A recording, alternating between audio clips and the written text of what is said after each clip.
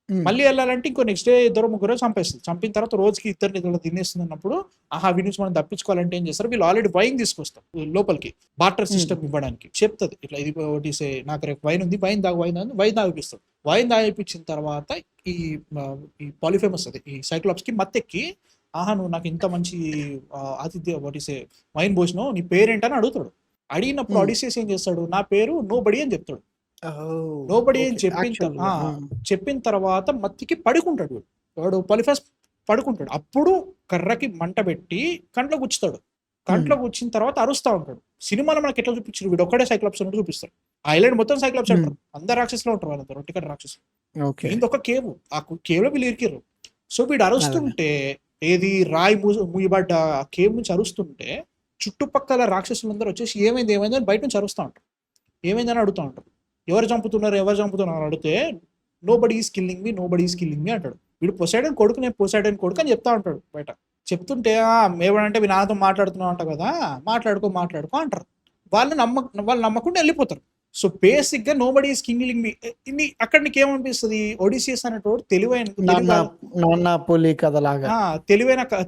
లెక్క వాడిండు, దాన్ని clever character అని అనుకోవచ్చు. అవేవి చేయకుండా డైరెక్ట్ గా చేసేసినావు. అండ్ ఆల్సో ఒడిసియస్ పేరు ఎట్లా తెలిసింది బ్రో, లైక్ ఒడిసియస్ వీళ్ళకే హాని చెయ్యి అని పొసైడన్ కి ఎట్లా చెప్పిండు, ఇది సినిమా ప్రకారం చూసుకుంటే ఒడిసియస్ పేరు తెలియదు కదా సైక్లాప్స్ కి. ఒరిజినల్ స్టోరీలో నోబడి అని చెప్పిన తర్వాత బయటికి వీళ్ళు పారిపోతారు, ఏది షీప్స్ గొర్రెలతో పారిపోతా ఉంటారు కదా. టెక్నికల్లీ షీప్స్ కిందకి వెళ్తారు, కింద పట్టుకొని వెళ్ళిపోతారు వాళ్ళు, బట్ వెళ్తారు. బయటకు వచ్చిన తర్వాత వీళ్ళు పారిపోయారని తెలుస్తుంది. కేవ్లకించి బయటకు వచ్చి రాళ్ళు ఇసురుతా ఉంటది వీళ్ళ షిప్ మీదకి. అప్పుడు ఒడిసియస్ గెలిచానన్న గర్వంతో అరుస్తాడు, నా పేరు నోబడి కాదు, నా పేరు ఒడిసియస్ అని. నీ పేరు ఒడిసియసా, అయితే నాన్న పొసైడను ఈ ఒడిసియస్ అనేటోడు నాకు అన్యాయం చేసిండు, వీడు ఎంత కష్టపడ్డా ఇంటికి పోకూడదు. ఒకవేళ ఇంటికి పోతాడు అనుకుంటే మాత్రం వీడి దగ్గర ఏమీ మిగలకూడదు. వీడి చుట్టూ ఉన్న వాళ్ళందరూ చచ్చిపోవాలి, సర్వనాశనం అయిపోయి ఇంటికి పోవాలి. ఇంటికి పోయిన తర్వాత కూడా దారుణమైన లైఫ్ జీవించాలి. అదే దట్ ఈస్ ద స్టోరీ. ఇదంతా కట్ చేసిండు నరేటివ్ అంటే ఇంకోటి టైం కన్స్టెంట్స్ గా ఉంటది కదా, నీకు 3 గంటల్లో నీకు ఈ సీక్వెన్స్ ఎక్స్ప్లెయిన్ చేయాలంటే ఒక 10 నిమిషాలైనా కూర్చోబెట్టాలి. కూర్చోబెట్టచ్చు bro, it's not like that ఇది జరుగుతుంది కాదు. జస్ట్ నా పేరు ఒడిసియస్ అని చెప్పేసి చాలు, మిగతా ఏముందిరా ఒక సీన్ పెట్టు అయిపోయా, సెట్ అయిపోయేది. యాక్చువల్లీ నువ్వు కలిప్సో ఏదో వేస్తా ఉంటాడు, దానివల్ల ఏమీ కాదు. యాక్చువల్లీ ఎందుకు ఇదంతా నాకు అలా అనిపించింది అనమాట. దీనివల్ల ఇంకా ప్రాబ్లమాటిక్ అనిపించింది. ఇంకా ఎందుకంటే నాకు క్యారెక్టర్ ఏదైతే ఉందో ఒడిసియస్ క్యారెక్టర్, గెలిచానని ఒక గర్వంతో వాడు రాజు ఏమన్నా ఇంత పెద్ద రాక్షసు ముందు గెలిచాను ఒక క్యారెక్టర్ ట్రేట్ ఉంటుండే ఆ టైంకి. కన్నింగే నేను గెలిచాను ఒక ఫీలింగ్ వస్తుంది, క్యారెక్టర్ ఇంకా పెరిగేది. అండ్ లాస్ట్ లో బాణం కొడతాడు, సంథింగ్ కొడతాడు, ఎందుకు కొట్టినా నేను సినిమా బయట నుంచి కూడా అడగట్లేదు, అదే అంటున్నా. ఇప్పుడు కన్నింగ్ ఒడిసియస్ ఏదైతే సినిమాలు చెప్తున్నారో అది నాకు కనబట్టలేదు. ఈ ఏరియాలో కనిపించేది జస్ట్ నోబడీ ఈస్ కిల్లింగ్ మీ, అది ఒకటి పెట్టేసి ఉంటే ఇంకా వర్కౌట్ అయ్యేది. జస్ట్ 2-3 డైలాగ్స్ ఏదో నువ్వు టోటల్ యాక్షన్ సీక్వెన్స్ పెట్టాల్సిన అవసరం లేదు. అండ్ ఆల్సో వాళ్ళు కొంచెం నాకు ఎక్కడ లిమిటేషన్స్ అనిపించినాయి అంటే, వీళ్ళు ఏదైతే టోటల్ యానిమేట్రానిక్ వాడిర్రో నువ్వు గమనిస్తే ఫాదర్ పొసైడన్ సంథింగ్ అంటాడు చూసినా, అది మాట్లాడేది కూడా వెనక్కి తిరిగి మాట్లాడుతుంది. So that you can't speak, మాట్లాడుతున్నట్టు నీకు తెలియదు, లిప్స్ మూవ్ అయితే తినేది కూడా వెనక్కి తిరిగి తింటది. వేరే సింగిల్ తినేది ఇలా తింటది, ఇలా ఉంటది. ఇంకోటి ఇద్దరిని థర్డ్ రౌండ్ ఉంటది కదా, థర్డ్ రౌండ్ సెకండ్ రౌండ్ లో అడి తిరిగి తింటది. అదే లిమిటేషన్ ఉన్నా గానీ అదే అనిపించింది. ఇప్పుడు నేను దీన్ని యానిమేట్రానిక్ తో చేశారా, లేదా ఫోర్స్ పర్స్పెక్టివ్ వాడారా, లేదా సీజీ చేశారా, అలా ఆలోచించుకుంటే బ్రేక్ డౌన్ చేసుకుంటే అట్లా అనిపించలేదు బ్రో. ఏ పాయింట్ లో అసలు అట్లా అంటలేదు. జనరల్ గా సినిమా ఆ సీన్ చూసినప్పుడు అరే సూపర్ తీసిరా అని అనిపించింది. బట్ నేనేమంటున్నా, సీన్ వైజ్ అని క్యారెక్టర్ ట్రేట్ ఉంటుంది, బిల్డ్ అవుతా ఉంటుంది. క్లైమాక్స్ కి వచ్చిన తర్వాత at the end of the day Odysseus లాంటి ఆ normal soldier who had PTSD అనే ఫీలింగ్ వచ్చేసింది. సినిమా వైజ్ చూసుకుంటే ఓకే, గుడ్, రియల్లీ గుడ్, బాగా చేసిన డెఫినెట్. బట్ దీన్ని నువ్వు కొంచెం ఎక్స్పాండ్ చేస్తే మాత్రం అక్కడ నాకు ప్రాబ్లమ్స్. ఇప్పుడు నేను మాట్లాడింది అందుకే అంటున్నా సినిమా నాకు నచ్చింది అని చెప్తున్నా. బట్ ఎక్కడెక్కడ బొక్కలంటే ఇవి అవుట్ ఆఫ్ ద ఫిల్మ్స్. ఇప్పుడు let's say Helen of Troy, Clytemnestra, వాళ్ళు ట్విన్స్ గా పుడతారు, కాకపోతే ఒక రకంగా అనిపించారు, దే డోంట్ లుక్ లైక్. ఆ సీన్ చూస్తుంటే బ్రో లిటరల్ గా you know my beautiful wife Helen of Troy, ఈమె కోసం 500 షిప్ వేసుకొని పోతున్నావు అమ్మారే ఒక్కసారి కొట్టింది. దట్టు ఆమెకి స్కార్ ఉంటది, స్కార్ కావాలని క్రియేట్ చేసినట్ట. అండ్ ఇంకోటి లైక్ హెలెన్ కోసం వెళ్ళిన వారిని అక్కడ ఏదో ఉంటుంది like it's not about Helen, it's about destroying the culture heritage అని సంథింగ్ చెప్తాడు ఒడిసేస్. అది ఫస్ట్ అదొక ఖచ్చితంగా హెలెన్ ఆఫ్ ట్రాయ్ అనేది one of the reasons, not the only reasons. Exactly. But Helen of Troy total existence అది, that is the whole one of the reasons. ఇట్లా ఇప్పుడు Helen కి పెళ్లి అయ్యే ముందు ఆడిసియస్, ఏజాక్స్, అగెమ్నమ్నాన్, మిగతా వాళ్ళందరూ ఎవరెవరైతే మేజర్ కింగ్స్ ఉంటారో వీళ్ళందరూ వస్తారు నన్ను పెళ్లి చేసుకొని చెప్పి. ఎందుకంటే షీ సో బ్యూటిఫుల్, నువ్వు నాకు కావాలని చెప్పేసి కొట్టుకొని వచ్చే అంత రేంజ్కి వచ్చేస్తుంది ఆ పరిస్థితి. ఆ టైంలో ఆమెకు భయం అయిపోయి నేను ఎవరినైతే సెలెక్ట్ చేసుకుంటానో ఆయనకు హెల్ప్ చేయాలి, మీరందరూ హెల్ప్ చేయాలి, కింగ్స్ అందరు కలిసి. That is the condition she puts. So ఆమె ప్రపంచంలోనే అందగత్తేని కావాలనుకున్న రాజులందరూ, ఈ రాజులందరూ ఒక చోట చేరాలంటే ఒక కండిషన్ పెట్టింది. నేరేటివ్ వైజ్ సెట్ అవుతుంది. ఇదే కాకుండా ట్రాయ్ అనేది చాలా రిచ్ కంట్రీ, దాన్ని పిల్లే చేయాలి, ఇది మనము టెక్నికల్ చూసుకుంటే డిప్లొమాటిక్ రీజన్ చూసుకుంటే అది ఇవన్నీ కలిసినాయి. ఇట్స్ నాట్ లైక్ ఇది దీనికోసం దీన్ని సాగ్గ పెట్టుకుని చేయడం కాదు, ఇవన్నీ కలిసినాయి. ఇప్పుడు లెజెస్ జూసెస్ లా అని చెప్తారు, దాని అంత కఠినంగా పాటించే వాళ్ళు ఒక మాటని పాటించారని ఎట్లా అనుకుంటాం మనం? అది పాటించారు, ఇది పాటించారు. స్టోరీకి మార్చుకున్నాడు నేను కావాలని. ఎందుకంటే నువ్వు లుపిటన్ యాంగ్ అని పెట్టేసి వరల్డ్స్ బ్యూటిఫుల్ లేడీ అంటే ఎవరు నమ్మరు. ఎందుకంటే సేమ్ సినిమాలో ఐ సీ యాన్ హ్యాథవే చాలా బ్యూటిఫుల్ గా కనబడేది సినిమాలో. And you see Charlie Theron కూడా మంచిగా అనిపించింది. క్లైటెమ్నెస్ట్రా అని పిండాట్ అట్లాంటప్పుడు నువ్వు most beautiful Helen of Troy అంటే క్లైటెమ్నెస్ట్రా కూడా ఉంది. ఇద్దరు బ్యూటిఫుల్ ఉంటే మరి ఎట్లయితుందిరా అంటే జనరల్ గా. And she was already married to Agamemnon. ఎవరైనా మరి ఇది హెలెన్ ఆఫ్ ట్రాయ్ కూడా మ్యారీడే. ఆయనకి తగ్గట్టుగా సింపుల్ బ్రో, ఆయనకి ఒక అజెండా ఉంది బ్రో. క్రిస్టోఫర్ నోలన్ కి ఓ కథలు ఉన్నాయి, నిన్న ఒప్పుకుంటా.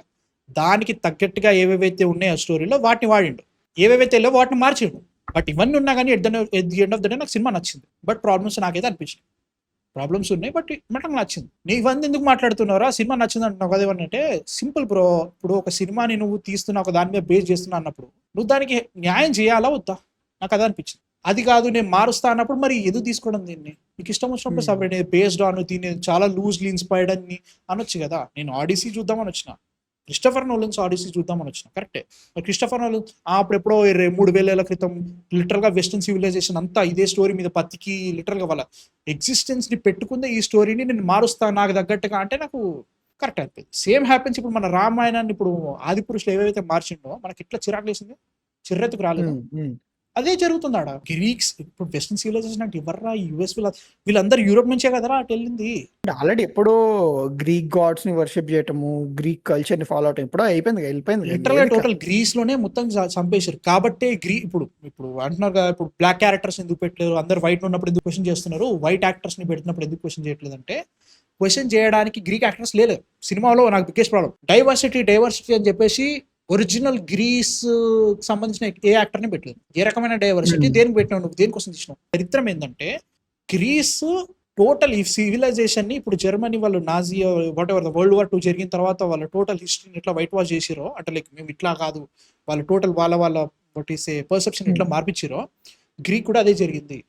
లిటరల్ గా వాళ్ళ సివిలైజేషన్ మూలాలు తీసేసారు. కాబట్టి అక్కడ క్వశ్చన్ చేయడానికి స్ట్రాంగ్ ఒక వాయిస్ లేదు, గ్రీక్ లేదు.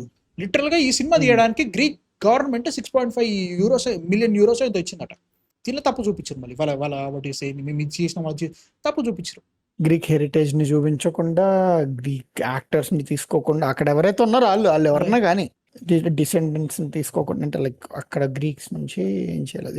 కల్చరల్లీ పడుకోబెట్టారులే, దట్ ఐ అగ్రీ. అంటే నాకు ఇక్కడ ఇంకోటి ఏమనిపించిందంటే ఒక లూప్ హోల్ వాడుకున్నాడు. అంటే వచ్చిన అతిథికి మర్యాద ఇవ్వాలి అనే దాని కింద పెట్టుకొని అక్కడే మేబీ పీపుల్ స్టార్టెడ్ మైగ్రేటింగ్ అనే కాన్వర్సేషన్ తీసుకొచ్చాడు అనుకున్నాను నేను.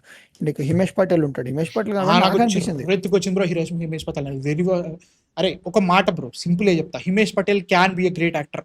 ఐ డోంట్ నో, నేను చాలా సినిమాలు చూడలేదు. He is actually a great actor. He is a good actor. నాకు అనిపిస్తుంది he can perform, no problem about it. Christopher Nolan movies లో ఎక్కువ కనబడతాడు, నో ప్రాబ్లమ్ అబౌట్ ఇట్. నువ్వు ఎంత డైవర్సిటీ పెట్టినా కానీ ఒక ఇండియన్ ఎక్కడ కనబడుతూ నాకు one of the major characters అది. హీరోక్లాస్ కంటే సినిమా మీద ఎక్కువ ఫోకస్ పెట్టుంటే నువ్వు అంత క్యారెక్టర్ పెట్టి అంత వెయిట్ ఇచ్చేసి హీరోక్లాస్ మీద అరే నా రైట్ హ్యాండ్ దాన్ని పెట్టొచ్చు అట్లా అనిపించింది. ఒకటి నాకు సెట్ కాలేదు బ్రో, వాడు అత్తేడ కొట్టేస్తా ఉంది కనబడ్డప్పుడల్లా. నాకు and you have Asian actor ఎవరో ఉంటారు అక్కడ. ఉంటారు. జపాన్ డిఫరెంట్ ఆ! అయిన ఒకరు. ఇప్పుడు నువ్వు ఒక లొకేషన్ పెడతావు. ఇతికా అంటావు, స్పార్టా అంటావు, అదంటావు, ఇదంటావు. నాకు టెక్నికల్ చూసుకుంటే ఇదంతా ఇప్పుడు రియల్ లైఫ్ టర్కీ ఏదైతే ఉంది ఇప్పుడు మోడర్న్ డే టర్కీలో జరిగే ట్రాయ్ ఎక్కడ? ఆ ఏరియాలో జరిగే అక్కడ ఉంటది. ఈ ఏరియా అంతా ఇప్పుడు Aegean Sea, middle sea, Middle East, what is Mediterranean and Black Sea ఏవైతే ఉంటాయో ఈ ఏరియాలో జరిగే స్టోరీ ఇదంతా యూరోపే. ఈ టర్క్స్, ఈ ఇస్లాం అండ్ ఆల్సో ఇది ఏదైతే జరిగింది ఆటోమన్ ఎంపైర్, ఇవన్నీ దీని తర్వాత వచ్చినాయి. ఇది ఫస్ట్ సివిలైజేషన్ వాళ్ళకి వెస్టర్న్ లో. లైక్ టెక్నికల్ ఇదంతా ఆ టైంలో జరిగే ఎథ్నిసిటీ బట్టి ఉంటుంది. కరెక్టే, వాళ్ళు అక్కడ వైట్ ఉన్నారా అంటే యూరోప్ అంతా ఇది ఉంటుండే బ్రో.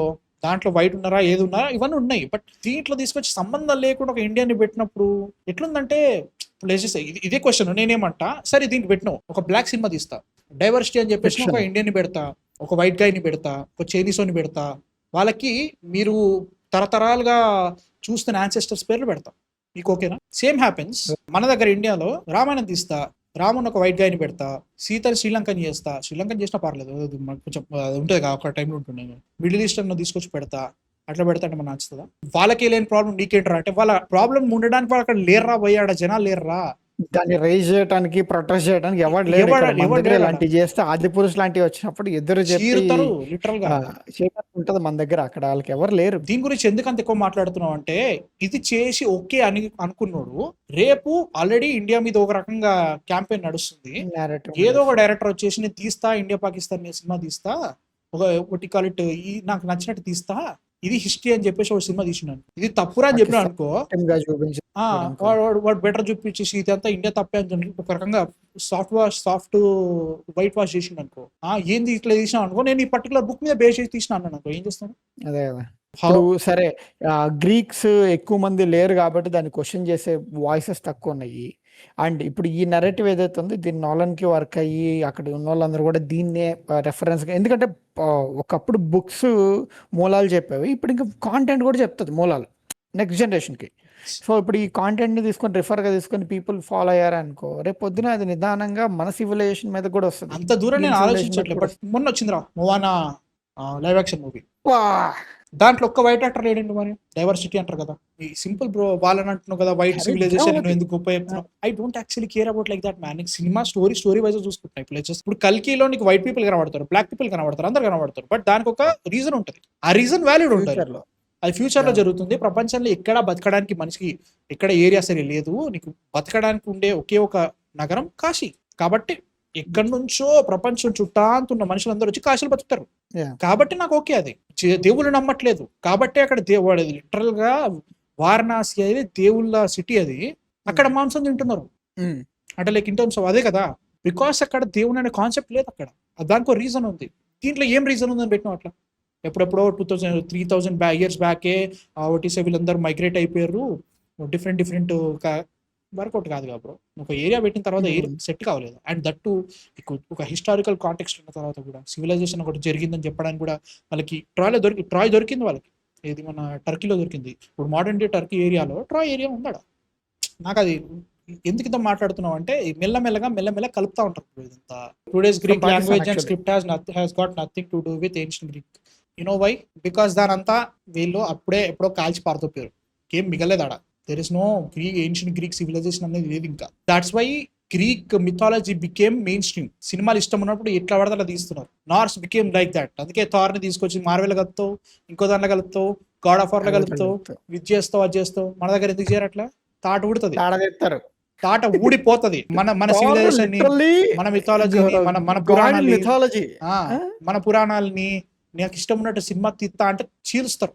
ఎందుకంటే మనది ఇంకా సివిలైజేషనల్ కంట్రీ కాబట్టి. ఇప్పుడు ఏమైతుందంటే ఇవి చేస్తున్నాడు మెల్లమెల్లగా ఒక్కొక్క స్టెప్ వాడి ఇదికేస్తాడు. మనం ఇది ఓకే బాగుంది అన్నాం అనుకో, వీడు వినేటట్టే ఉన్నాడు అని చెప్పేసి మనది ఇలా అవుతుంది. రేపు పొద్దున ఒక సూపర్ హీరోని ఇంట్రొడ్యూస్ చేస్తారు, కాల్డ్ కృష్ణ అనో సంథింగ్. మన క్రిస్టియన్ ఉంటుంది, కొంచెం డిఫరెంట్ ఉంటుంది. కృష్ణ అని చెప్పేసి ఒక వేసేస్తారు ఇక ఫుల్ లిటరల్లీ కొంచెం క్యారెక్టరిస్టిక్స్ అని తీసుకొచ్చి ఒక గాడ్ ని సూపర్ హీరో చేసేస్తారు అక్కడ. మనమే ఇక్కడ కర్ణుడు గొప్ప, అర్జునుడు గొప్ప, నా కృష్ణుడా చేయలేదు, ఇది చేయలేదు, మనమే కొట్టుకుని వస్తున్నాం. వాడు స్టార్ట్ చేసినట్టు ఇంకా ఆస్కర్ డిఏ చెక్ లిస్ట్ ఆస్కర్ కోసం తీసిండు. And also he has an agenda. నేను ఇట్లా తీస్తా, నాకు ఒరిజినల్ స్టోరీ నచ్చలేదు, నాకు తగ్గట్టు తీస్తా, నాకు తగ్గట్టు మార్చుకున్న స్టోరీ సినిమాగా వైజ్ చూసుకుంటే నాకు నచ్చింది, బట్ అది ఒరిజినల్ కాదు. నాకు అక్కడ ప్రాబ్లం. నువ్వు అట్లాంటప్పుడు ఇది తీయకు, వేరే తీసుకో. ఆడిసీ ఏది తీయాలి? అది నాకు అక్కడ ప్రాబ్లం. అంతే. సినిమా బాగుంది, I enjoyed it. But with caveat